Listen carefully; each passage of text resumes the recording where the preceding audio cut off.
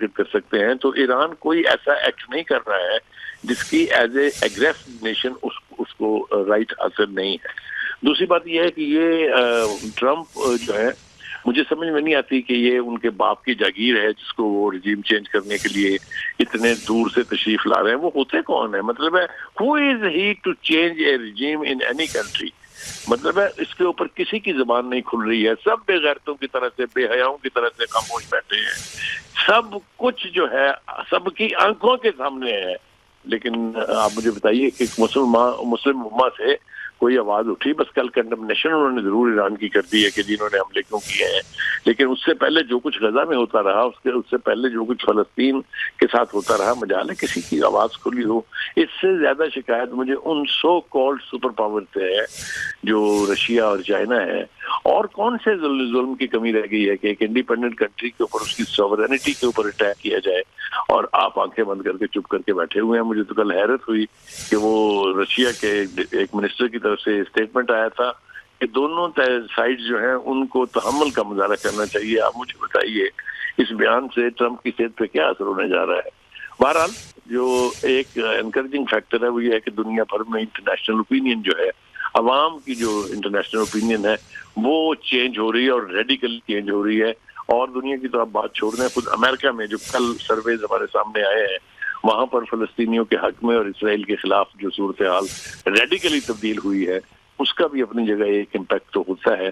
अब देखते हैं, जैसा मैंने कहा कि हाउ द थिंग्स अनफोल्ड, क्योंकि अली लारीजानी मैं बिल्कुल जाती तौर पे जानता हूँ, मैंने उनका इंटरव्यू किया था और तेहरान में ही किया था। तो वो बहुत सख्तगीर आदमी है और जिस तरह से पहले अहमदी निजात थे, वो जब सदर बने थे, हालांकि वो बहुत ही मतलब सिंपल बैकग्राउंड के आदमी थे, साइकिल पर अपने दफ्तर आते थे। उन्होंने जो कुछ किया था ईरान के रेवोल्यूशन के लिए, ईरान के दिफा के लिए, वो सबके सामने है। कहने का मतलब ये है कि अगर तो लीडरशिप के अंदर, जैसा मैंने कहा कि पहले से ये इदराक था कि हमारी टॉप लीडरशिप को जो है वो टारगेट किया जाएगा, बहुत वक्त से पहले उन्होंने तमाम अरेंजमेंट्स कर दी थे। मैं तफसील बयान करने लगूंगा तो देर हो जाएगी। मैंने अली लारीजानी का नाम आपको बता दिया, जो खुद अली खमेनी ने जिसका इंतखाब किया था।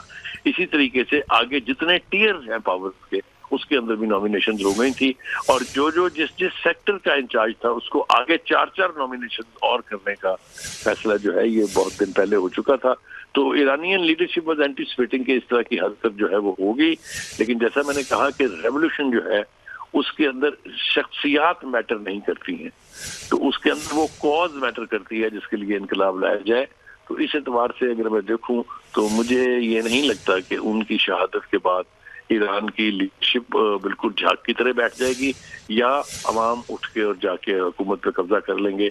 ये ख्वाब मेरे ख्याल से ट्रम्प का पूरा होता दिखाई नहीं देता। जी सही सर, अगर ईरानी लीडरशिप जो है वो झाग की तरह नहीं बैठेगी और गम गुस्से का इजहार किया जाएगा, तो क्या हम ये समझें कि ईरान की जानिब से जो खलीजी ममालिक हैं उन पर हमलों में मज़ीद शिद्दत आ सकती है? और अगर शिद्दत आती है तो क्या खलीजी ममालिक भी मुज़म्मत से बढ़कर कोई अमली कदम उठा सकते हैं?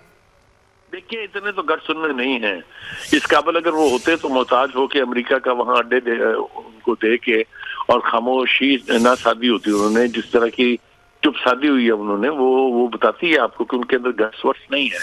अभी आप देख लेना कि 8 ममालिक जो है इंक्लूडिंग पाकिस्तान, मैं पाकिस्तान को भी कहूंगा, वो उस पीस बोर्ड के लानत है, उसे पीस बोर्ड कहने पर डूब मरना चाहिए पूरी वर्ल्ड की लीडरशिप को, उसे पीस बोर्ड कहते हुए, जिसके तहत एक मुल्क की सॉवरेनिटी के ऊपर हमला किया गया है और सारे चुप साधे हुए हैं। मेरा ख्याल था और मेरी तवक्को थी ये कि इस हमले के फौरन बाद उन 8 मुल्कों को कहना चाहिए था कि mister Trump thank you very much, हम आपके पीस बोर्ड के मेंबर नहीं हैं। लेकिन जैसा मैंने कहा कि मुस्लिम लीडरशिप में अगर इतने गट्स होते, इतनी हिम्मत होती, तो आज हम इस नौबत को नहीं पहुंचे होते। जी सर, ईरान की जानिब से इस हवाले से तरदीद की गई इब्तदाई तौर पर, अमरीकी सदर की जानिब से बार बार ये दावा किया गया, लेकिन ईरान बारहा इसकी तरदीद करता रहा। इसकी क्या वजह समझ में आती है? ये कोई जंगी हिकमत अमली समझा जाए, इसे टाइम बाइंग टैक्टिक समझा जाए, या इसके पीछे कोई और वजह थी? देखिए, जब भी इस किस्म की यानी जहां पर रेवोल्यूशन के तहत कोई हुकूमत या कोई सेटअप होता है, वहां किसी भी टॉप मैन की शहादत या हलाकत के बाद پھر بہت سوئفٹلی، بہت جلد بازی میں بہت سے فیصلے کرنے پڑتے ہیں. تو وہ تصدیق صرف میرے خیال سے اسی لیے نہیں کی جا رہی تھی کہ جو ہر چیز ہے اپنی اپنی جگہ سیٹ ہو جائے. تو اس کے بعد دیکھیے ایرانین میڈیا جو ہے وہ انہوں نے بھی تصدیق کر دی ہے کہ جو ان کی شہادت ہو گئی ہے. تو اتنا سا ٹائم تو لیا جاتا ہے میرے خیال سے. یہ بالکل تقاضا بھی ہے صورتحال کا کہ اس سے پہلے کہ آپ پینک کریں، اور آپ دیکھیں کہ ایران میں اس کے اوپر کوئی پینک نہیں ہوا ہے. کل سے یہ دعوے کیے جا رہے تھے لیکن دیر از نو پینک. تو اس لیے میں سمجھتا ہوں کہ یہ ٹائم بائنگ شاید صحیح ٹرم نہ ہو، لیکن یہ کہ صورتحال کو سنبھالنے کے لیے بہت سارے چونکہ اقدامات کرنے پڑتے ہیں اس سے پہلے کہ آپ آفیشیل اناؤنس کر دیں کہ جی ان کی شہادت ہو گئی. جی سر، امریکہ کی جانب سے علی خامنائی کے ساتھ ساتھ آیت اللہ خامنائی کے ساتھ ساتھ ٹاپ ملٹری لیڈرشپ کی شہادت کی بھی دعوے کیے جا رہے ہیں. آپ کو کیا لگتا ہے کہ ان دعووں میں بھی تصدیق سچائی ہو سکتی ہے؟ ساری لیڈرشپ اس کمپاؤنڈ کے اندر کسی نہ کسی اجلاس، یعنی کوئی اجلاس تھا یا کوئی کنسلٹیشن تھی یا کچھ تھی، ورنہ ایک وقت میں اتنی لیڈرشپ ایک ساتھ نہیں ہوتی ہے. اگر میں ان دعووں کی طرف جاؤں تو جہاں آیت اللہ خامنئی کی شہادت جو کہ ٹاپ پرسن تھے وہاں کے وہ ہو گئی ہے، تو باقی کے نام جو لیے جا رہے ہیں یہ امریکہ کی خواہش تو ہو سکتی ہے، لیکن جیسا میں نے کہا کہ اگر اس میں کوئی سچ ہے تو اس کی ایک ہی وجہ ہو سکتی ہے کہ یہ ساری لیڈرشپ کسی نہ کسی کاز کے لیے ایک پلیٹ فارم پر موجود تھی، اور اگر ایسا تھا تو پھر تو بہت سا نقصان ہو سکتا ہے. لیکن جیسا میں نے کہا کہ جب علی خامنئی کی شہادت کی تصدیق کر دی ہے انہوں نے، تو اس کے ساتھ یقینی طور پہ یہ ایک سنگل ٹارگٹ نہیں تھا. کن کن کی شہادت ان کے ساتھ ہوئی ہے وہ میرے خیال سے اب دیکھنے کے لیے انتظار کرنا پڑے گا. ابھی جو لیٹسٹ خبر ہم وہاں سے سن رہے ہیں کہ 7 دن کی تعطیل کر دی گئی ہے پورے ایران میں.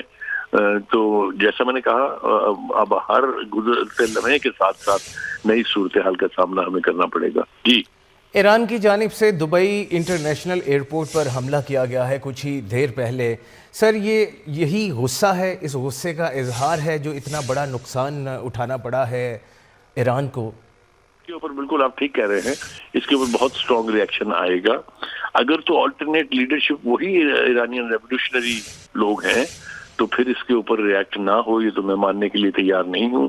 اور جیسا میں نے پہلے کہا، میں آپ کو حوالہ بھی دیا میں نے UN چارٹر کا کہ دشمن کے ٹارگٹ جہاں بھی ہوتے ہیں جو آپ پر حملہ کرے ان کو ٹارگٹ کرنا جو ہے بالکل جسٹیفائیڈ ہے، بالکل لیگل ہے، بالکل اخلاقی طور پر بھی ٹھیک ہے. یہ نہیں ہو سکتا کہ آپ کے چاروں طرف اڈے ہوں امریکہ کے، آپ ان کو تو کچھ نہ کہیں، وہاں سے لاجسٹک بھی استعمال کریں، تو ان ہوسٹ ممالک کو بھی تو ڈوب مرنا چاہیے نا. لیکن ہمارے ہاں غیرت نام کی چیز جو ہے وہ ان ملکوں سے ذرا پرے پرے ہی ہے. تو اب دیکھنا یہ ہے کہ اس پوری سنگین صورتحال میں پاکستان کا کیا سٹانس ہوتا ہے. That is also very important. ہم ایران کے خلاف امریکہ کا ٹول بننے سے انکار کر چکے ہوئے ہیں. اس حوالے سے ٹرمپ تو جو تعریفیں ان کی کر رہے ہیں جو کر رہے ہیں، لیکن ایک پاکستانی کی حیثیت سے میں وثوق سے یہ کہہ سکتا ہوں کہ ہمارے field marshal general Asim Munir نے، ہمارے پرائم منسٹر نے، ہمارے ڈپٹی پرائم منسٹر نے، اور کسی نے بھی ایک لفظ ایسا نہیں کہا جس سے ہمیں یہ پتا چلے کہ پاکستان ایران کے خلاف امریکہ کے کہنے پر یہ حرکت کرنے کے لیے تیار ہے. 2 ٹوک الفاظ میں کہہ دیا گیا ہے کہ نہ ہم ایران کے خلاف کسی چیز کا حصہ بن سکتے ہیں، نہ ہم فلسطینیوں کے خلاف کسی آپریشن کا یا کسی بھی قسم کی نیگیٹیوٹی کا حصہ بن سکتے ہیں. اب تک تو یہ صورتحال مینٹین کی ہوئی ہے ہم نے، اور یہ میرے خیال سے پاکستانی نیشن کے اعتبار سے ہمیں اس کے اوپر فخر ہونا چاہیے.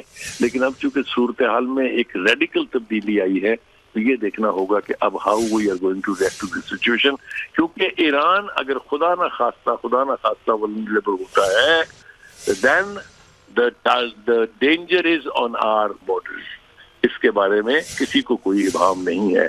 regime change in Iran would mean a lot for Pakistan. جی ٹھیک ہے سر، آپ ہمارے ساتھ ہی رہیے گا. ہمیں بریگیڈیئر ریٹائرڈ حارث نواز صاحب نے جوائن کیا ہے، ان کی جانب بڑھتے ہیں اور ان سے جانتے ہیں.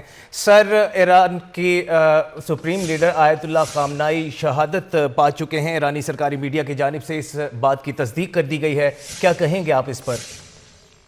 ایک تو بات یہ ہے کہ یہ بہت بڑا سیکیورٹی لیپس ہے ایرانی گورنمنٹ کا کہ وہ اپنے اسپرچل لیڈر کو پروٹیکٹ نہیں کر سکے. 6 مہینے پہلے ان کے ساتھ اتنا بڑا حادثہ ہوا تھا جس میں ان کے سائنٹسٹ، ان کے کمانڈرز کو، میجورٹی سائنٹسٹ کمانڈرز کو انہوں نے مار دیا تھا، کیونکہ ان کے اندر ہی لوگ تھے جو ان کے ساتھ اسرائیل سے ملے ہوئے تھے. اور مجھے حیرانی ہے کہ 6 مہینے کے اندر یہ اپنی سیکورٹی سے اسٹرانگ نہیں کر سکے. جو ان کے نزدیک لوگ کام کر رہے تھے ان کی سیکورٹی کلیئرنس کیوں نہیں کی، ان کی بہت ہائی لیول کی سیکورٹی کلیئرنس کیوں نہیں کی گئی. ان کو کیوں نہیں پتا تھا کہ یہ دوبارہ ٹارگیٹ ہوں گے، اور پھر ٹارگیٹ ہونے کے بعد اسی محل میں بیٹھے ہوئے ہیں.